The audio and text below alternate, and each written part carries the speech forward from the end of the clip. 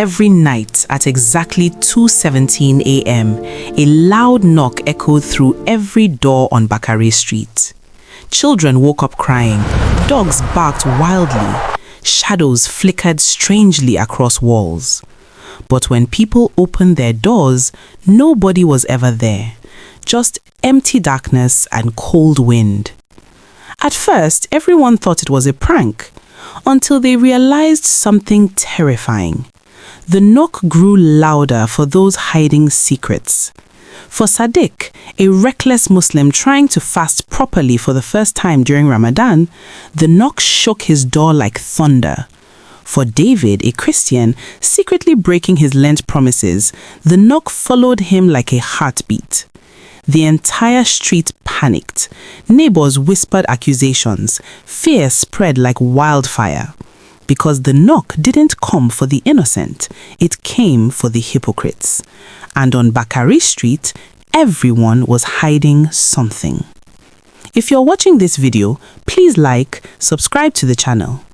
Sadiq was 22 years old, reckless and honestly not very religious. He flirted with girls at the market. He smoked cigarettes behind closed doors. He gambled money on football matches every weekend. But when Ramadan arrived this year, something changed inside him. Maybe it was his grandmother's disappointed face. Maybe it was guilt building for years. He decided to try fasting properly for the first time in his adult life. David was also 22, a Christian who loved God but struggled with discipline. He sneaked meat during Lent when nobody watched. He drank beer with friends on Fridays. He avoided church prayers he found too long. But this year he decided to observe Lent strictly, no excuses. Both young men struggled immediately. Sadiq ate suhoor reluctantly before dawn, hating every bite. David prayed, holding his Bible tightly, glancing constantly at snacks across the room.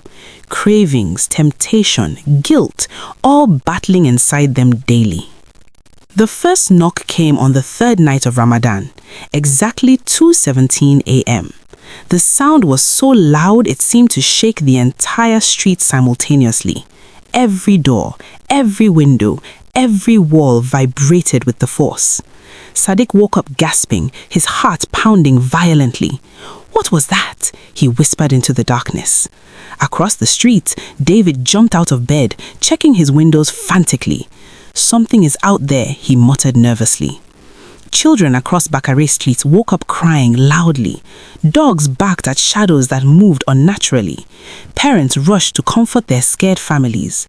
But when brave men opened their doors cautiously to investigate, they found absolutely nothing. Just empty streets, just darkness, just wind. "It's just the wind," Sadiq told himself unconvincingly, trying to calm his racing heart. Right? But deep inside, he knew better. Something was very wrong. The knock came again the next night, 2:17 a.m. exactly. This time, Sadiq noticed something terrifying. When he secretly gambled money earlier that evening, hiding cards under his mattress, the knock at his door grew impossibly louder than everyone else's. It shook his door like something massive was trying to break through. David experienced the same horror. When he secretly ate chicken meat during Lent, breaking his promise to God, the knock at his door became deafening. It echoed through his entire room like judgment itself. Close-ups showed hands trembling uncontrollably, sweat dripping down foreheads, shadows crawling slowly along walls like living things. The camera panned across the dark street. Lights flickered randomly. Wind gusted in strange patterns. The knock followed hypocrisy like a hunter tracking prey. Every secret sin, every hidden lie, every broken promise, amplified at exactly 2:17 a.m. every single night. By the fifth night, the entire street descended into panic and suspicion. Neighbors whispered nervously to each other. Arguments broke out suddenly. Fear spread like disease. The street divided sharply. Some blamed the guilty for bringing this curse. Others blamed evil spirits. Quick cuts showed children hiding under blankets, doors slamming shut, shadows moving in ways shadows shouldn't move. Everyone watched each other carefully, looking for signs of guilt. An old woman shouted from her window, "God is angry with this street. Someone here has angered heaven." A young man responded angrily, "No, it's those hiding their sins that brought this curse on all of us." Nobody slept properly anymore. Everyone stayed awake waiting fearfully for 2:17 a.m. The knock had become a countdown to judgment, and guilt made it louder. On the seventh night, something changed. Sadiq and David, both exhausted and terrified, made a brave decision. They stepped outside at exactly 2:17 a.m. to face whatever was causing this. The street was completely empty. Doors stood slightly open, swaying gently. Wind howled through the darkness like voices screaming. They met in the middle of the street, two young men from different faiths united by the same fear. David spoke first, his voice shaking. "It's inside us, not outside." Sadiq nodded slowly, understanding suddenly. The knock follows our hypocrisy, our lies, our broken promises. Around them, the knock grew impossibly louder, like a massive heartbeat pounding through the earth. Montage showed both men resisting their old temptations, Sadiq throwing away his gambling cards, David pouring out his hidden alcohol. Other neighbors panicked in their homes, covering their ears, screaming at the unbearable sound. The entire street hid in complete terror. But Sadiq and David finally understood the horrible truth. The knock wasn't supernatural. It wasn't demons or ghosts or curse. It was moral. It was conscience amplified by the discipline of fasting. When you deny your body basic needs during Ramadan or Lent, when you strip away all distractions, your soul becomes exposed. Every lie echoes, every secret screams, every broken promise pounds like thunder. The knock only existed because they heard themselves for the first time. People across the street began confessing quietly to their families, praying desperately, reflecting deeply on their hidden sins. The sound design changed dramatically. Wind faded slowly into silence. Faint sounds of adhan and church bells played together in harmony. The deafening heartbeat of guilt gradually disappeared. The knock stopped completely. Dawn approached peacefully. The street exhaled collectively. Morning broke gently over Bakare Street. The air felt clean and new. The terror had passed like a violent storm. Sadiq and David met silently outside their homes, both changed forever, but still haunted by what they experienced.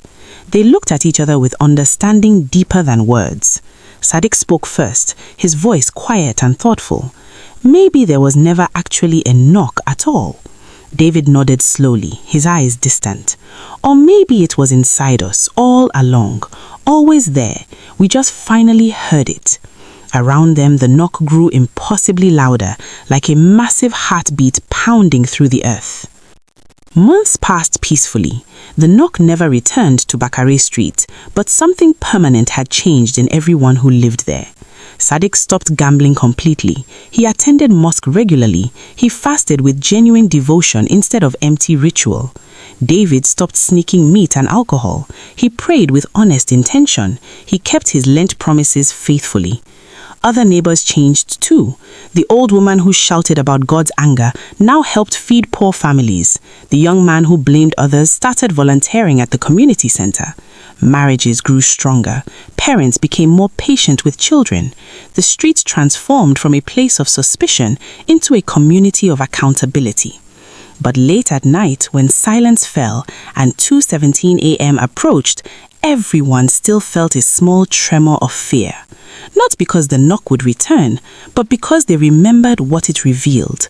Their own hypocrisy, their own lies, their own broken promises echoing in the darkness. Months later, during the next Ramadan and Lent season, new families moved onto Bakare Street.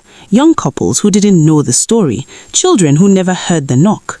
Old residents watched them carefully, wondering if they would hear it too. One evening, Sadiq and David sat together outside drinking tea and talking quietly.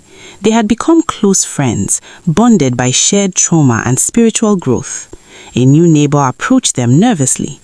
"I heard strange stories about this street, something about a knock in night," the man said. Sadiq and David exchanged meaningful glances. David spoke carefully. The knock comes to those who need to hear it, to those hiding from themselves. The new neighbor laughed uncomfortably. That sounds like superstition. Sadiq smiled sadly. Maybe. Or maybe Ramadan and Lent strip away our excuses, and when we're forced to be honest, we finally hear what we've been ignoring. The new neighbor walked away confused. That night, at exactly 2:17 a.m., a single loud knock echoed through his door. The truth about the knock at 2:17 a.m. was both simple and terrifying. It wasn't supernatural punishment sent by angry gods. It wasn't demons hunting sinners. It wasn't ghosts seeking revenge. It was something far more powerful and inescapable. It was conscience. When Ramadan forces Muslims to deny hunger and desires, when Lent forces Christians to sacrifice comfort and pleasure, something profound happens. All the noise that usually drowns out guilt suddenly disappears. All the distractions that hide hypocrisy vanish. What remains is pure, uncomfortable truth. The knock was the sound of people finally hearing their own hearts. The sound of broken promises echoing in silence. The sound of secrets screaming to be revealed. Every religion understands this truth in different ways. Fasting is a mirror. Prayer is a mirror. Sacrifice is a mirror. And when you look into that mirror honestly at 2:17 a.m., when the world is silent and your soul is exposed, you hear everything you've been hiding from. The question isn't whether the knock is real. The question is, would you be brave enough to open your door and face what it reveals?